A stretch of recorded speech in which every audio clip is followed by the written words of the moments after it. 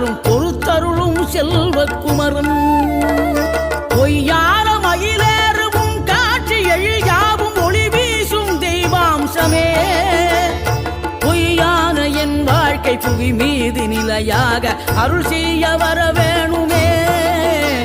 நீ அருள் செய்ய வர வேணுமே